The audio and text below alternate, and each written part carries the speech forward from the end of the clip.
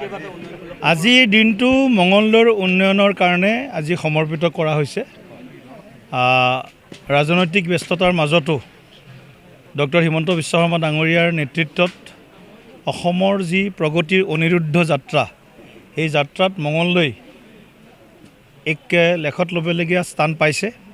আৰু আজি প্ৰায় 30 কোটি টকাৰ বিভিন্ন আঁচনি, আৰু তাৰ ভিতৰত আটাইতকৈ গুৰুত্বপূৰ্ণ আঁচনিখন হ'ল যে মঙলদৈৰ এই সনাতন ধৰ্মসভাৰ সন্মুখত থকা যিখন আমাৰ পুৰণি দলং আছিল, আজি বহু বছৰ ধৰি যি বিকল হৈ পৰি আছিল, সেই বিকল হৈ পৰি থকা সেই দলংখন আজি এক সুন্দৰ এক নক্সাৰে আমি নৱৰূপত নিৰ্মাণ কৰাৰ কাৰণে প্ৰায় 13 কোটি টকা মুখ্যমন্ত্ৰী ডাঙৰীয়াই ইয়াৰ বাবে আবণ্টন দিছে। আৰু তাৰো নিৰ্মাণ কাৰ্যৰ আমি আজি শুভাৰম্ভণি কৰিছোঁ।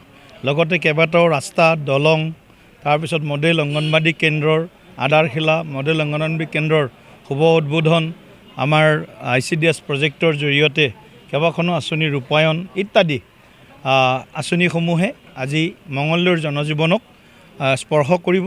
আৰু আমি আশাবাদী যে ডক্টৰ হিমন্ত বিশ্ব শৰ্মা ডাঙৰীয়াৰ বলিষ্ঠ নেতৃত্বত মঙলদৈয়ে অনাগত কিছুদিনৰ ভিতৰতে, এসপ্তাহৰ ভিতৰতে মঙলদৈয়ে আৰু বহুত ভাল খবৰ পাব, যি খবৰৰ কাৰণে মঙলদৈয়ে আজি স্বাধীনোত্তৰ ভাৰতবৰ্ষৰ যি আমাৰ 75-76 বছৰ হৈ গ'ল, যি অপেক্ষা কৰি আছিল, সেই অপেক্ষাৰ অন্ত পৰিব বুলি আমি আশা কৰিছোঁ।